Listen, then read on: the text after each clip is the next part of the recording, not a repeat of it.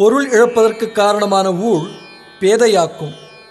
பொருள் ஆவதற்கு காரணமான ஊழ் அறிவை அதிகரிக்கும். படைத்தவன் மேல் பழியும் இல்லை, பசித்தவன் மேல் பாவம் இல்லை. கிடைத்தவர்கள் பிரித்து கொண்டார், உழைத்தவர்